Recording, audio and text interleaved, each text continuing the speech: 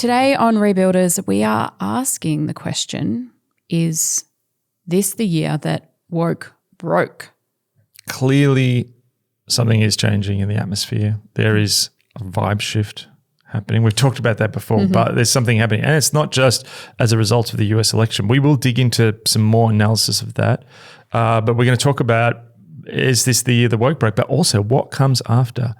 There is inevitably going to be a social posture, a public morality. What could that be going forward? And how do we grapple with that as the church? Yeah, let's get into it. Welcome to Rebuilders. My name is Liddy and I'm here with Mark and Daniel. How are you both today? I'm very well, thanks. Christmas is bearing down on us. It really is. Yeah. Yeah. So this is deja vu. Why? I feel like we didn't. I do open the episode in the same way every time. Yes. I feel like this time last year I had a similar gripe, but it is back. Christmas is starting way too early. November 8th, there was Christmas decorations all throughout our shopping centre, and there was a choir singing merry tunes. There was ladies in bauble outfits skating around. Wow. Beginning of November. Yeah. I'm a purist. Christmas starts in December. Did you yell at them?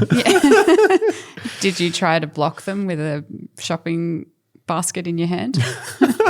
Daniel Scrooge. So we're getting emails and text messages about that. Oh, have you? You haven't forwarded those ones on to the rest of the team? No, it's just... Have you started a new cohort of potential vigilantes? Finally the hero we're looking for. Hang out down by the grocery store. Yeah. No. Anyway, sorry, that was just my gripe. I just needed to release it. Let the people know where I stand. Okay.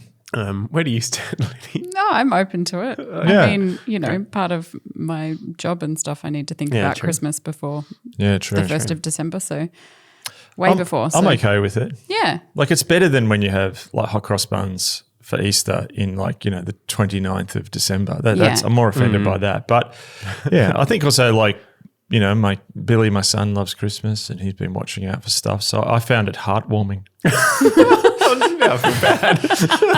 But maybe we're just different. Scrooge over here. I feel like growing up in South Australia, there was the annual Adelaide Christmas pageant. And I was trying to find the date of when it was back in the 90s, but I feel like it was in December, like the first weekend of December rings a bell. I feel like that was when, as a child, that's when I was it allowed to began start for you celebrating Christmas. That's when you could. And you're allowed to. Daniel, you're now allowed to be festive. Your time starts now. It was a whole thing. You'd put up the Christmas tree. It was like the weekend. You'd put up the Christmas tree, watch the pageant, sip eggnog. You had eggnog as a kid? No. I used to have it as a kid. you? No alcohol. I used to make it all the time. I was like, as a kid, I was there on the blended. I was like a machine. Hold on. What did you put in it? Milk, eggs, vanilla essence, sugar. Yeah. Eggs and nog. Just, blitz it. Blitzen and Dasher and Prancer. I was living my best life. Oh my goodness.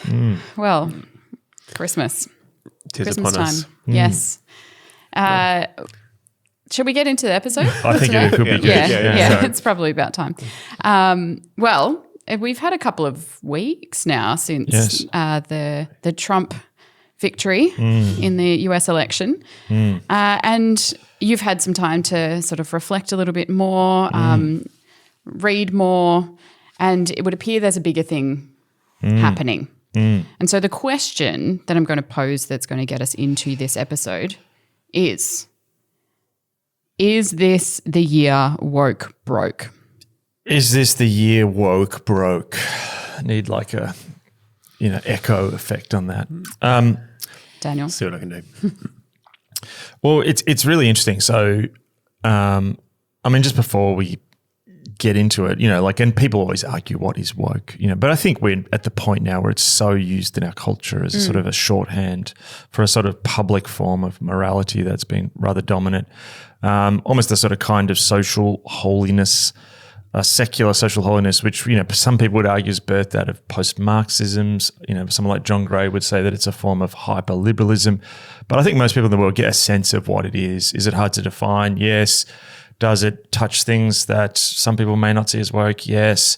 But what I found really interesting is you've had some articles for the last couple of years, have we reached peak woke, but that often come in, conservative publications or, some of these publications which are trying to sort of push back on it, like the Quillette Journal, Unheard, all these sort of places.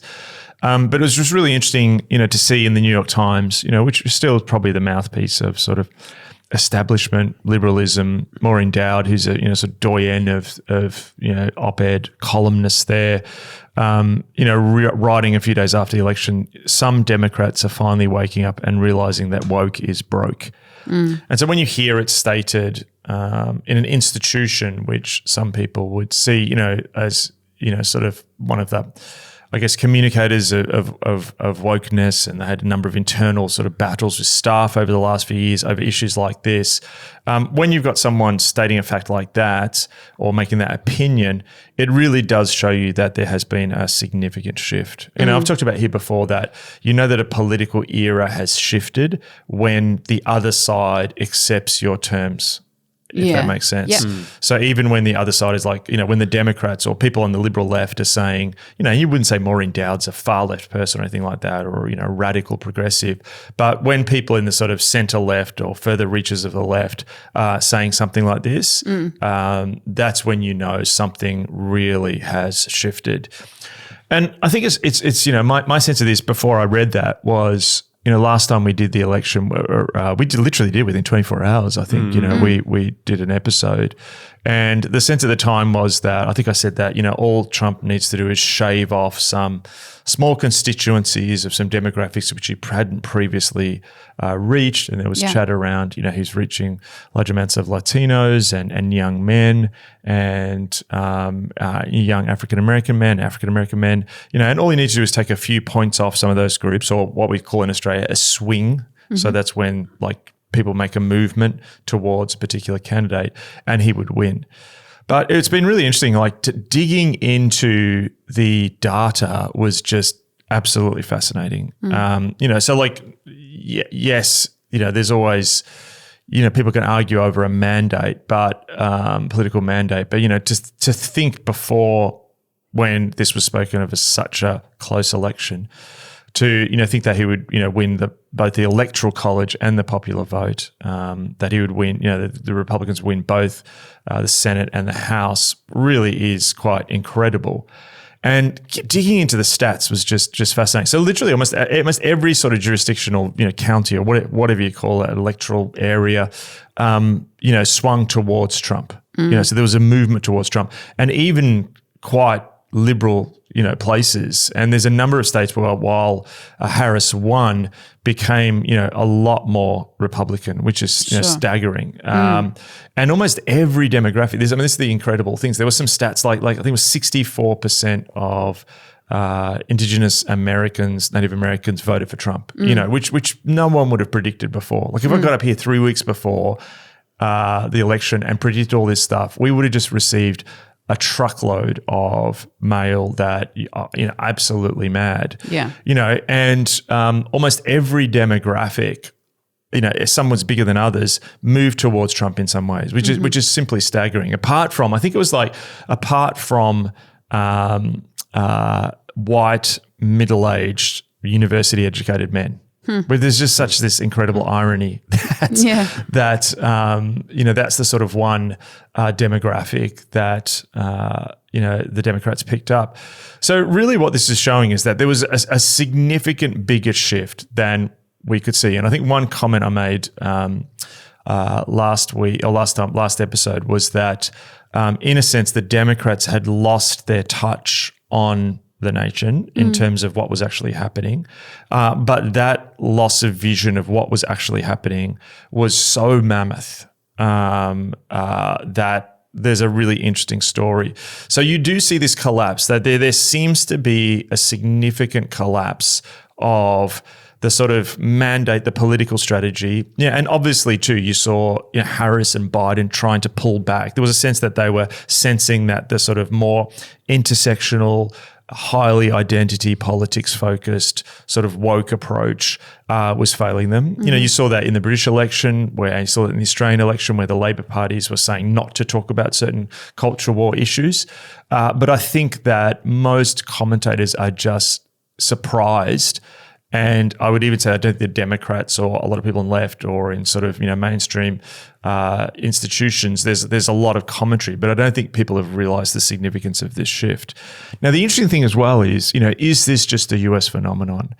So like going to the US, you can see in constituents which are Democrat, in area constituencies that are Democrat, like cities like in California or whatever, where there's clearly this disconnect between the sort of social promises of this sort of woke approach to politics and the reality of governance on the ground. Mm-hmm. But we're also seeing something happening more broadly. So you look in Australia, the party which has probably most taken that agenda, which would be the Australian Green Party, which began as an environmental party, but has increasingly become it's a minor party, but it's the most sort of progressive party and pushed into, really pushed on a number of issues.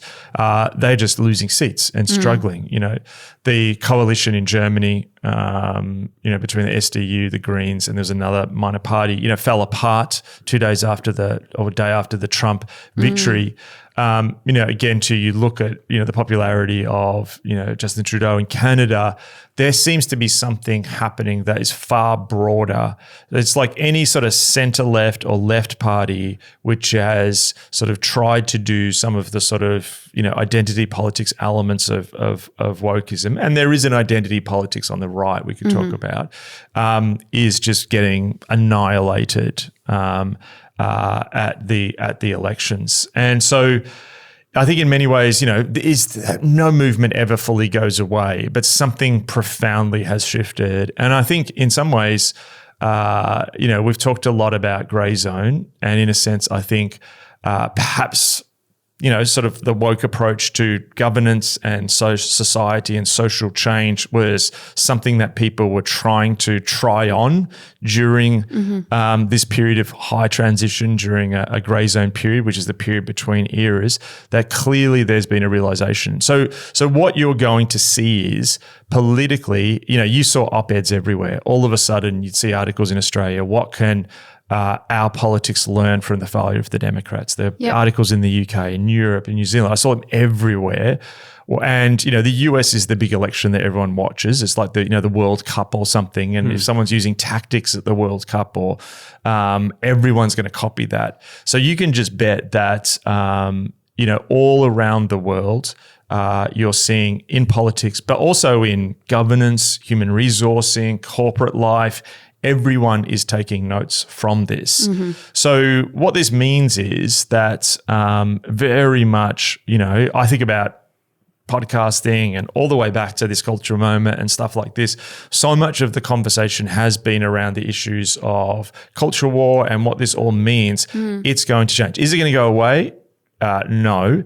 Is there still going to be, sectors of society and popular culture which talks about this? Yes, but something has profoundly changed.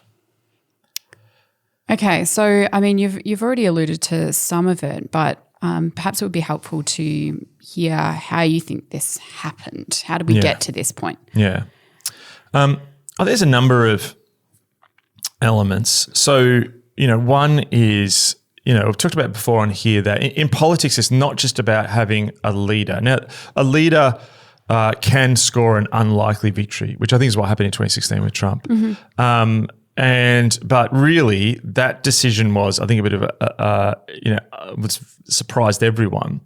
But you could just see behind the scenes, what some people call in politics the essential backers. So it's never just about the one leader. It's always about the people around them. And in any society, even democratic societies, there are certain gatekeepers. Mm-hmm. That could be the media, that could be finance, that could be the army, military. You hear often in countries where there's coups, the army have shifted, or parts of the army, or all of a sudden the TV station has been captured. So to gain power, you need to not just, have an electoral mandate, but you need to have essential backers behind you. And you can see two key things happening. You saw a number of the sort of big voices in Wall Street, in finance, some of them starting to sort of like talk about going from Trump being someone who is completely sort of had a cordon sanitaire around him, someone who you couldn't touch. Now all of a sudden, they were talking about him and even, highlighting their intentions to vote for him. So part of Wall Street shifted, which that wasn't there previously. But I think the other big thing, and you could see this trending, and this is going to be a thread we explore in this episode, because I think this is, what's going to shape what comes after, is you saw key people in Silicon Valley, Musk being the most, key and strategic probably there. So you had Peter Thiel in 2016, who was, one of the financiers of Facebook, part of what they call the PayPal mafia, hugely influential. He came out and spoke at the RNC when Trump, ran in 2016, and he was almost, cancelled for that, and he was sort of broke ranks. But what you saw this time is, you saw a variety of voices in Silicon Valley, maybe 2 years ago, begin to, maybe COVID around there, begin to increasingly be critical of, again, for want of a better term, woke ideology, starting to push back on it. And then you saw this shift as increasingly, again, to some of these people are part of Peter Thiel's PayPal mafia, David Sachs and Musk and, these characters. You saw them move into the Trump camp. And I think this was decisive. People like Joe Rogan, who's not part of that, but connected to that world. You saw this shift happening. So the essential backers changed.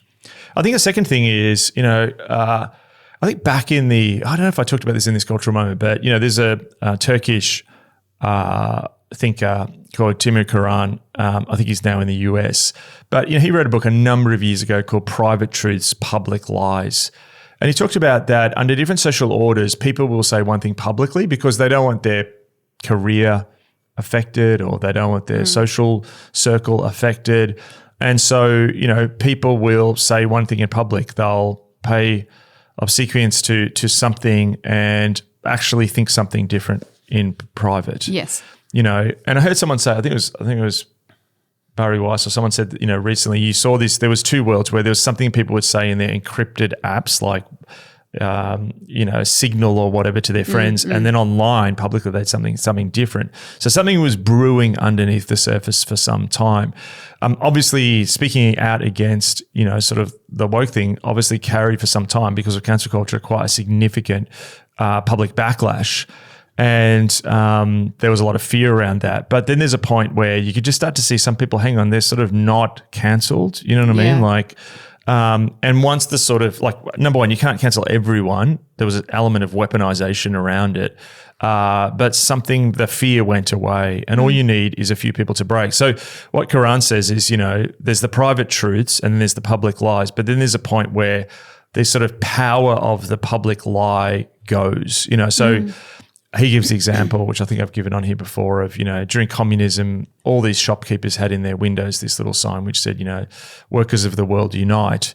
And then all of a sudden everyone took it down, during, when communism fell, and people would openly say, well, I didn't really believe it. But 3 months earlier, they were acting as if they did.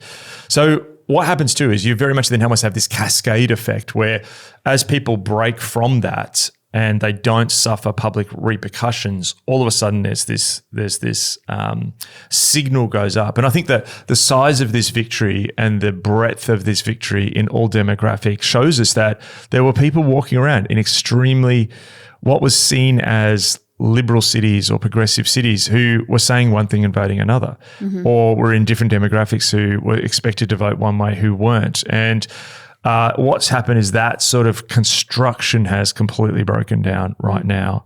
And one thing that was fascinating was, they've talked against Trump, but, the resistance against Trump, and, one of the real sort of fonts of that resistance being the American cable channel MSNBC, it's almost just continual sort of like anti-Trump content. Their Morning Joe show with, Mika Brzezinski and Joe Scarborough, they've just constantly been against Trump, said he's a threat to democracy.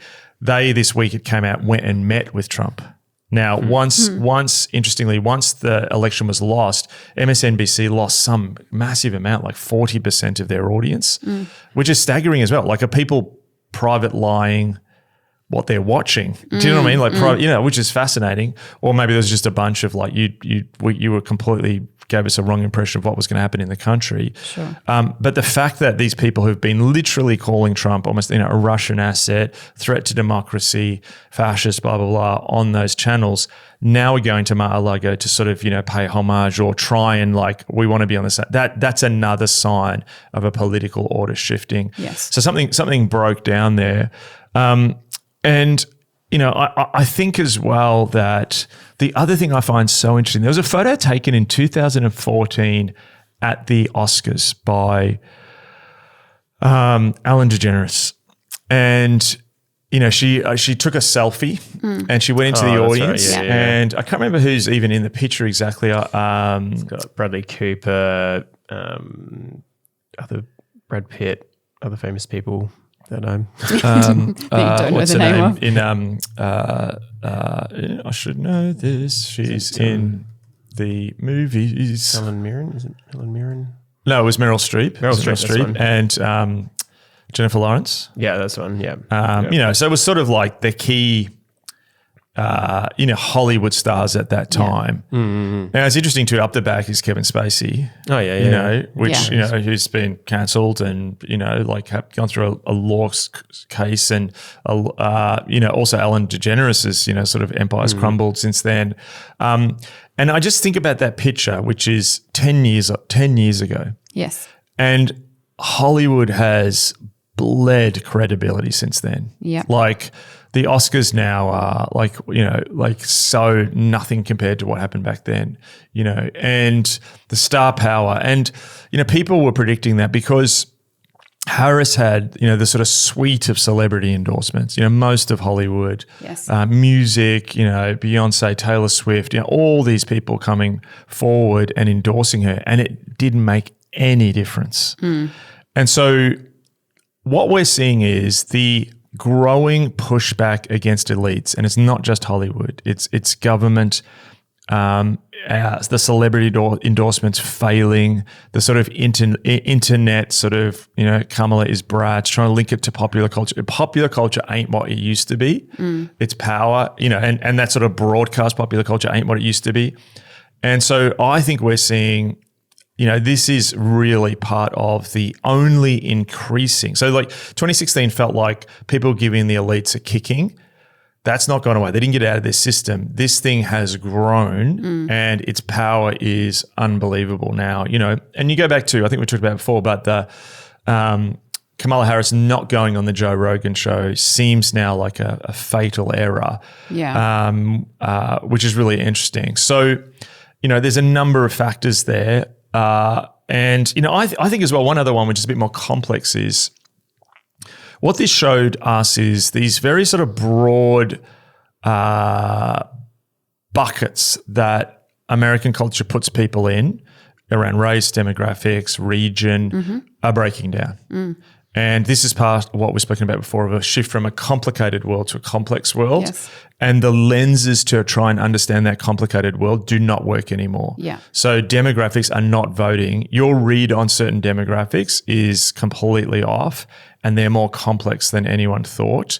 That's, also, it's more than just, everyone's polarized. Like the use of woke as a kind of social morality framework for a highly multicultural and hyper-diverse communities has absolutely broken down with this. The sort of scorched earth cultural maximalism is just not going to work politically going forward.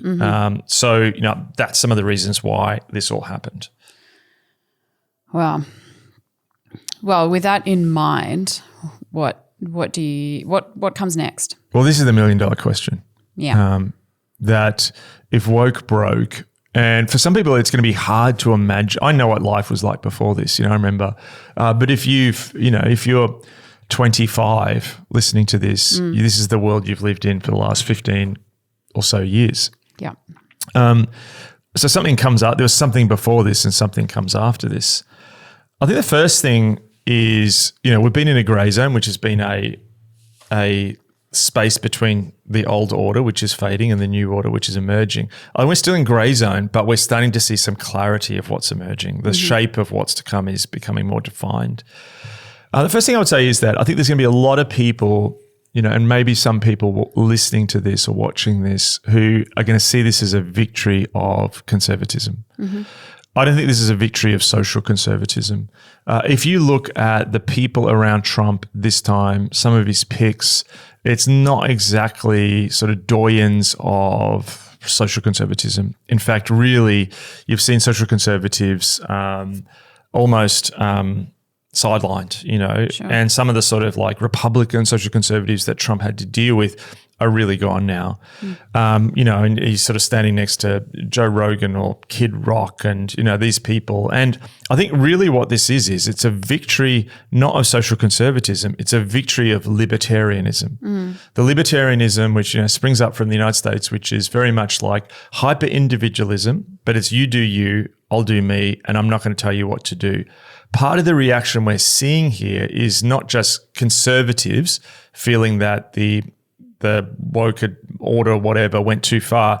It's the fact that the woke order went too far to the point where libertarians who may be pro-drugs, pro-prostitution, pro-strip clubs, pro-doing ayahuasca, all that stuff, which would not be socially conservative at all of a sudden they felt that their ability to live their lives as they wanted was compromised by this new social order. So, I'd almost call this the Joe Roganification of the right. So social conservatism is still going to be a minority position. Yeah. There might be some sense where people feel like the agenda against it has died down. But really, this is, in some ways, you could argue, sort of a reassertion of a kind of liberalism, which, libertarianism is a more extreme version of liberalism. And there's a spectrum of liberalism from probably what we would say our Liberal Party in Australia is the more conservative party to the American sense of a liberal as a centre-left person to, a libertarian. I think it's a false read to think that this is a victory of social conservatism when you just look at the people around, the sort of Trump world. And Trump is really that figure himself. I don't think Trump is a social conservative by any means. And people have said that for years. But this is really a reassertion of libertarianism, which interestingly, this brings us to Silicon Valley. I think this has to be, what is different to 2016 is the role of Silicon Valley in this is so crucial, and, that sort of internet sphere, the Silicon Valley, the role of Musk in this just cannot be missed. And so, very much what Silicon Valley is a combination of some interesting elements. There's an element of very much deregulated capitalism, hyper neoliberalism, like we've spoken about here before. Yes. There is social experimentation. The Valley was also the place of, near San Francisco, and counterculture and experimentation with lifestyles, drugs, sex, all of this sort of stuff, hyper individualism. And, so it's also the place where the Hoover Institute is in Stanford University. So this sort of like weird coming together of technology, hyper capitalism, deregulated libertarianism, as sort of an overarching lifestyle choice, but then also this countercultural reality. Yeah. And I think really this is the victory for that. And whilst in Silicon Valley you may have seen sort of like at a lower level people working in Silicon Valley startups who may have pushed into the woke thing, I think this is more the sort of founders view of the world coming through. So again, just to return to Peter Thiel, Peter Thiel's big sort of intellectual project has been, America is stagnating. And he talks about the fact that, we were promised sort of jet cars and they never arrived. And so you're seeing this vision of what if we could, you see this in Musk, what if we could send spaceships to Mars? What if we could do all of these things? So very much the sort of startup founder idea, which almost positions itself against institutions, where we're just going to run this really lean company. Look what Musk does. Musk comes into Twitter, cuts 75% of the workforce or something, and there's still things running, but it's almost running a bit chaotic. There's people working really late. It's a group of sort of super smart engineers. They're almost bringing that mentality then to the government. Sure. So, that use terms like the deep state and so on, really is talking about the civil bureaucracy and the elements of power separate from democracy, which often is in government institutions, which they see as holding things back. And there's some truth in that. So, there's some element where the West, a lot of things which made the West dominant and the advances it made were done through risk.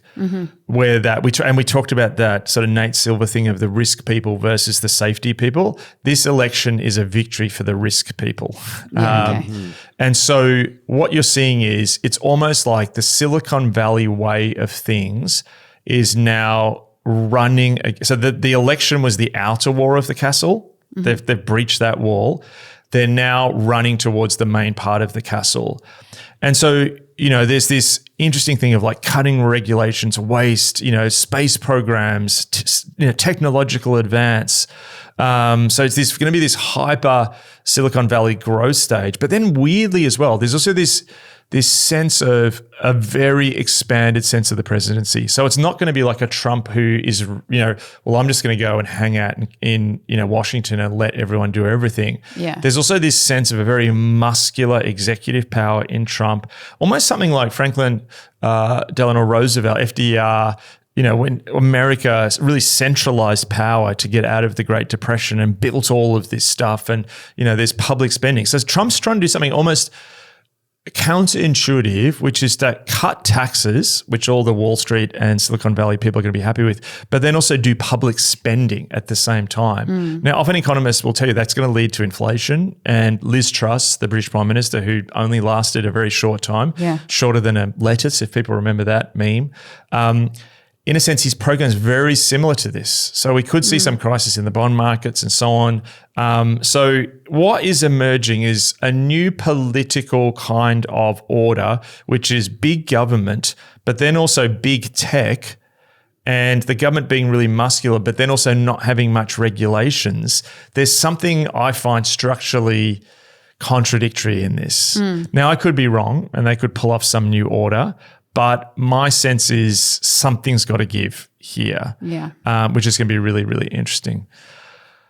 I've just spoken a lot, but I'll add one more thing. Sure. I'm sorry, I'll just pause. Did you guys have any questions? Because I'm just vomiting information at like projectile vomiting it. As you're sort of describing what's happening, I get, and, I only have sort of mediated ideas of the wild, wild west and the frontier. It's kind of got that vibe for me. And we've talked about that before the frontier. Yes. The man who's like leading the way and going out and exploring and taking new land. Is there kind of that going on? Yeah.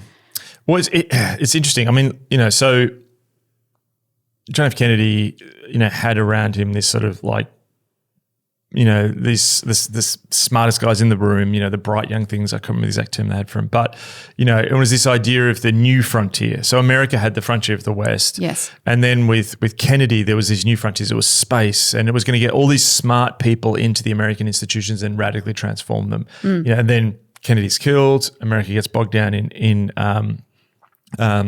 Vietnam, the issue of race is not solved, and that vision is mired in then becomes sort of like really the late 60s. So there's a similarity with that. Yeah. There also is a similarity with something I think happened early in American history, where you had these sort of like robber barons, they called them, which were almost oligarchic figures who ran the sort of railways that then connected the frontier, the emerging, Standard Oil, who ran the oil industry. And it was almost like this new grab of land created these extremely powerful socially, economically, and political figures. And then, you had sort of was it Teddy Roosevelt trust busting, came in and then sort of broke up those companies. And it's really weird because you're hearing these contradictory things. If you've got Musk and these people and wanting to get rid of regulations, then you've got other people wanting to pull big tech back. Yes. So there's these huge contradictions in the midst of all of this. So it's interesting. I don't know what your thoughts, Daniel, too, in following tech, the tech scene as a former tech person. Yeah, I think the thing that comes to mind, having enjoyed following the tech space for so long, is just how for so long it was about the technology and the advance of technology and the things it can do, and there was all sorts of stuff, and we've enjoyed the fruit of that. But just that shift, like obviously technology is still being created and advancing, but just how there's much more. Like it's reached such a climax of these mega companies, yet they still want more. Yes. What I'm hearing, it sounds like they still want more, but it's not necessarily about technology. Yes. And just where does that trend line keep going then? It's power. Yeah. Well, I'll come back to that because I think that's a fantastic point. But I just wanted to add. Two things. So, even the public spending of Trump wanting to deport 11 million people, it's going to take a massive amount of public spending and government power to do that, whether it's even doable, But Trump seems to be hinting that this stuff is doable or acting in a way. But the other thing is, there was another thing I saw which was new/old. New perhaps for American political life, but it felt old. Sure. And that was the images, and we did watch it before we came on air, of Trump at the UFC, mixed martial arts, and it was in New York, and, you've got the octagon in the middle or whatever it's called, and, this massive crowd, and it was in Madison Square Gardens or something, and Trump comes out and, the crowd is cheering. And he's sort of got this posse around him, this entourage, and there's Kid Rock, and there's Dana White, who's the head of UFC, and Musk, and looking completely out of place, the Speaker of the House, Mike Johnson. These sort of all these massive blokes, and he comes up and he gives Joe Rogan this big hug, and when I can't remember the guy who won the heavyweight bout, and he Jones does the Trump dance and hands Trump the belt. There was something medieval or Roman about it, and it was very and it was even more so Mark Gallagher talks with Putin. Putin has this regular televised meeting where he sits around this table with a number of the sort of different people who run governments and the regions, and it's, Galliotti compared it to almost like The Godfather, pulling them all in line. How's drug sales on the south side going, or, what's happening in this oblast? It felt even more than that. There was something, extremely, it was about power, definitely, but a use of power very different than George H. Bush coming out and saying they've just decided to invade Iraq in the first Gulf War. Yeah. It was almost the medieval king coming out to the jousting with his knights around him. And, there was the Renaissance figure of the magus, which was comes from the word magi. There was this sort of John Dee was this figure in the Elizabethan times who was almost this scientist and magician. Figure. And, Merlin is like this in the Arthurian legends. And I was just looking at this. I thought, you got your knights there, and there's Triple H, the rest of it, just these massive blokes who are walking sort of warlord knights. And, Musk there, the sort of super genius, Merlin-like figure. That is something which has not been seen in American life before. That is an entire new dynamic that has entered. And then if you look at what Trump has done with his cabinet picks, and he's put up a bunch of people which, in the first election he got in, it was almost, I suspect he was surprised by winning. Didn't seem a lot of prep, and had to rely on some establishment figures, and then he looked to the military, and he's looking at Steve Bannon but got rid of him. And this time they have come in so prepared, but they've come in with an agenda. And it's interesting. I can't remember who said, I heard someone say he came in with a cadre. Now, cadre is a term that's actually from Leninism. And interestingly, Steve Bannon, who I think actually is less influential in this administration than earlier, but he described himself as a Leninist, not in the communist sense, but Lenin really brought about Marx and Engels' revolution through creating a different form of politics. And a cadre is one leader's not going to do it, but the leader needs to have around them a cadre of individuals to put in all the powerful positions. And this has happened. We're not going to go through all the picks, but literally everything from finance, military, health, diplomacy, education, every single sphere, he is putting loyalists in. And again, too, this is almost this medieval Roman dynamic, a court. It's a courtly dynamic, and he's got his, Melania's sort of his queen who stands there and, waves. This is extremely new.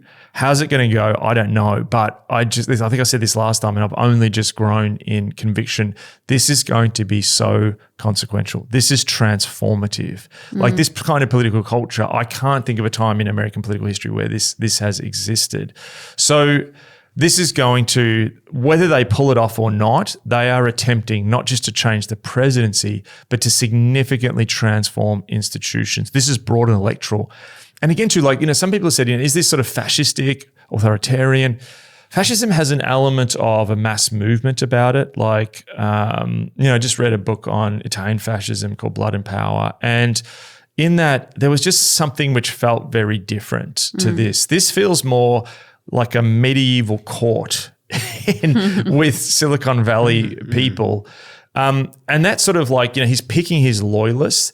Now, I think also for the rest of the world, which, a lot of Americans are surprised how interested the rest of the world is in the American election, because this is so consequential for us. Yes. For the European Union, who all of a sudden now find themselves in Trump's plan to tariff the world, Europe all of a sudden is now dealing with a new set of power. There's not going to be a sit-down chat with, a previous president and their diplomats. And I just get the sense, like Keir Starmer, in Britain, who's, Labor, and, it was revealed that Labor had sent, operatives, paid some of their political operatives to go and campaign for Harris in swing states, and Trump has not forgotten that. Our ambassador to the United States, Kevin Rudd, has made comments about Trump being a village idiot or something. Trump has not forgotten that. And he's, there was one of his aides put up a picture or his advisors of Kevin Trump with a ticking hourglass, so there's an element where one thing that may happen here is some of this could have an initial effect where so go back one step. The American previous vision was of America as a superpower in a unipolar world, but then in a sense, because of globalization, that lifted all other nations. What we are seeing now, if you're in Europe, if you're in Canada, if you're in Britain, if you're in Asia, these other places, this is now America first. Economically, nationally, and that is going to have profound consequences on the cultural and political life in other countries as well. Yeah. So everything's going to change. And I think there'll be sort of this transactional deal making. Like he's going to expect a court. Australia's going to have to be the knight. Japan, South Korea, what are the Europeans going to do? What's Macron going to do? Is he going to be a good knight or a bad knight? And you might have other knights pulled in. Putin might get pulled into the court. We just don't know. But this is going to flow, this cadre idea, this sort of courtly idea into international relations, and it's going to be huge. Well, I guess watch this space. A final phrase you've got here is techno-libertarianism. Yes. What's that about? Well, I was asking myself, what comes after woke? What's going to be the new dominant sort of social morality, social posture? As I said, that stuff's not going to go away. But I just wonder what is a world where Silicon Valley is dominant, the technological advance will be dominant. I think your question before, Daniel, was an excellent one of this is going beyond the technology powering to political power as well. You think about Standard Oil had a huge amount of power through controlling the oil supply, but the invasive, or someone who controlled the American railways of the West, that's nothing compared to the global power of digital networks, social media platforms, artificial intelligence, electric cars. Stories recently about people, there's concern around China using remote vacuum cleaners to spy on people. There's all these fascinating, and I think even I read something about people being spied on by their refrigerators. The penetration and scale of the power of tech platforms is immense. What does that look like even more scaled up? And then again, too, if you look at the philosophy, for any conservative, someone who's listening is going, I'm a social conservative, this is a victory against woke. Okay, but what comes after? And I wonder whether look, Musk and placing chips in people's brains, whether what we will start to see is the challenges. It might be, people might be concerned about the ideology of transgenderism. All of a sudden, the next thing might actually be what you're really dealing with is the side that you voted for and transhumanism. And so this use of technology in increasingly ascendant ways, where there is an ideology which sees that there's a kind of utopianism that can be sought in a sort of new American future, which may even not be about America. It may be about Mars, is what Musk is literally saying, putting up videos, that there's kind of what could a techno-libertarian sort of self or ideology look like, much more ingrained in society, in the institutions, this sort of entrepreneurial self. These are just the very thin outlines that I can see. So it may be less woke, but more transhumanist, or less progressive post-Marxist, but more radically neoliberal, hyper-technological and invasive, of us. And there's going to be multiple battles. Is this some digital platforms triumphing over other digital platforms? How's it going to play out? But my sense is the next thing's going to be deeply emerge from that sort of techno-libertarian sort of posture to the world. So what, and this brings it to the church. What does it look like to be faithful in the space of that? And this is going to be much broader than just like, don't look at your phone as much. Yeah.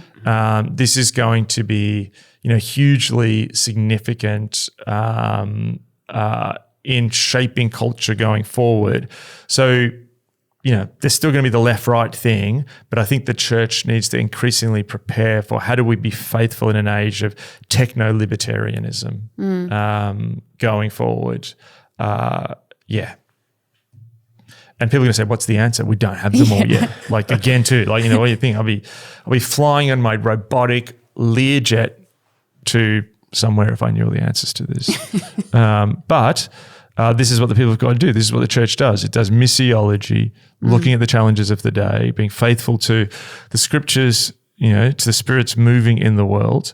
But I think that my big message is we need to start to shift and look forward at what could be emerging over the horizon. Yeah. I do have one question there now that we've just pivoted to the church. A comment that you made earlier in the episode about how, where is it? You made a comment about people not being, like in private, they believe something different to in public. Do you think that this will have an impact for people coming to faith? Great question. I think also something has happened with this. So one positive in this, and I don't think it's linked to Trump. It's part of this cultural vibe shift that's happening in the world, which I don't think we fully understand yet. But we're noticing it, that there are people rocking up and unashamedly sort of asking about God. That, we've talked about this on, the sort of, Justin Briley's book, like the symbolizing rebirth of belief in God, and figures like Nick Cave and others. It's all of a sudden, and you can look at a Russell Brand and you can look at his conversion in multiple ways, but all of a sudden in certain fields, it is no longer culturally unacceptable to believe in God. And in fact, there's actually, or it could be spirits or demons or whatever, and we're even just encountering, a staff are encountering people who are like, I don't know if I believe in God yet, but I actually believe in demons. That's unusual, compared to what the last few years have been. So almost that sort of, there's a ceiling that's cracked, I think, to talk about God, and it's less shocking for young men to believe that, that's the first time in my life. If you're a Christian, I had mates who went into the army and just got destroyed, because they were Christians, or bullied, there's something where something is changing in that. So I think humans are deeply religious, and I think humans are always religious, and maybe we can do one on this. Something has cracked where that's become public. Yeah. And I think the sort of atheistic, the reality in a multicultural world, something's going to crack at some certain time, and just walking around here, the Diwali stuff, on people's houses, and you can just see something has changed. How people talk about it's changed. So I think the church needs to get used to the fact that more people will come and ask questions. It's not as culturally, or it's almost like people are waking up and going, I can now talk about this. Or the previous generation, my parents' generation, didn't want to talk about this, so it's rebellious to talk about this. Yeah. That's a dynamic I don't think the church has gotten used to, and it's interesting too, there's almost a desire, and I think for church, and maybe we need to do a whole episode on this, but I think as Rodrigo has written his book, Living in Wonder, and he's talking about a lot of, all this interest in spirituality from UFOs to, and a lot of it is him talking to either people who weren't Christians or some who were sort of in evangelical contemporary churches who have become Orthodox or Catholic or whatever, because they're almost like the message being preached wasn't strong enough, not in the sense of like hellfire and brimstone, but they're almost sort of like, hey, the culture's going to think we're weird to talk about this stuff, and let's just sort of have this sort of anodyne presentation as much as we can get away with. I think that dynamic's changing, and a lot of leaders are going to have to get their heads around that, and there's something, we'll probably be talking about this for the next 2 years. There is a vibe shift happening, which is going to mean how you are doing church is going to change. Are all the points on the bulletin yet that we can read them off? No, but prepared to change. But I think some of this change, is there going to be cultural tumult? Yes, I hate to say it, yes. But also I think there's going to be some positive stuff. I just got off the phone with someone who's just seeing amazing stuff happen in their church, who's sensing this vibe shift, great question. I think there's some real positives in some of this vibe shift. There's concerning stuff. There's politically concerning stuff, socially concerning stuff. There's, but, as Dickens said, it was the best of times, it was the worst of times. But with God, we can point to the best of times, and that's the vein which we're, called to look to. Oh, thank you so much, Mark. Always insightful and helpful. We are going to wind up the episode. Yeah. If you want to subscribe to our mailing list, we send out an email a couple of days after each episode is released with a bit of a background conversation that we have after we've recorded and a list of the resources that we've mentioned during the episode. So if you'd like that, you can head to rebuilders.co and subscribe there, and we'll catch you next time.